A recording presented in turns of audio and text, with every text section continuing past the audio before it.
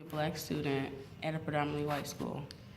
Um, it feels kind of different because I know it's a different environment from like an HBCU. Sometimes I feel like the classes here are a little bit harder. And they're made harder because it's a predominantly white school. I feel like if you were at like an HBCU, the classes would be like somewhat easier. And sometimes I feel like the teachers, might have favoritism towards, the other students that are not minorities. That's just my opinion because I feel like just how they act around certain students. And also, this town gives you the feeling as if they don't want you down here, which makes you feel uncomfortable. Because when you see people like in Walmart and everything, they give you like weird looks as if they've never seen an African American person before.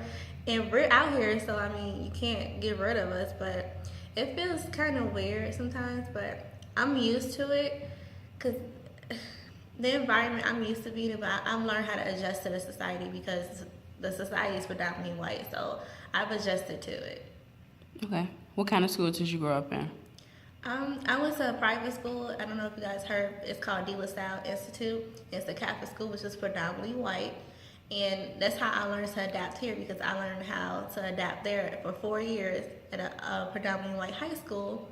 And I went to a grammar school that was more, minorities. But as I grew up, I went to a Catholic school, predominantly white, and I just learned to adjust. So it wasn't as hard to adjust here. Okay. So do you see any major differences between the two schools, with one being in a small town and one being in Chicago?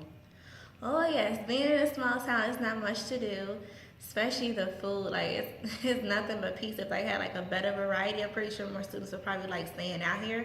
So I know some people love to go to Champaign because they have the mall, they have different food. It's not saying because they have a lot of parties or anything like that, but it's like a better atmosphere. And then plus that school is known, and EIU is just like, what school is that? How about the differences between like how you felt there versus here, being at predominantly white schools? Was it more accepting there than it is here, or like what? Well, in high school, to me, it was more accepting than it was in high school. In high school, I had different races of friends. Here, I only have friends that are African Americans. I have none that's the different races. But at school, I had different races. So it's really different here because like here in college, everybody has their own clique, especially the different races. Everybody sticks together. In high school, we were like, we didn't care. We all stuck together no matter what race we were. So here, it's definitely different. Why do you think that is? Honestly, that's a good question because I'm not really sure. I feel like if we were able to accept each other, it'd probably be a little bit better. I think it's just where everybody comes from because not everybody's from Chicago. People are from like St. Louis. Some people might be from like different states or something. So it all depends because the school I went to, we were kind of all from the same area somewhat. So we kind of clicked. What do you think the school can do to make you feel a little bit more comfortable as an African American student at a predominantly white school? I feel like they could hire more teachers that are African American because most of the teachers here are like predominantly white. I mean, it's no problem with that either. I feel like if we see, like I said, more staff that are African Americans, if you don't see it, it's just like some students might not take some of the teachers seriously. Okay. Do you think that EIU has taken any steps to make the African American students feel comfortable on campus or accepted?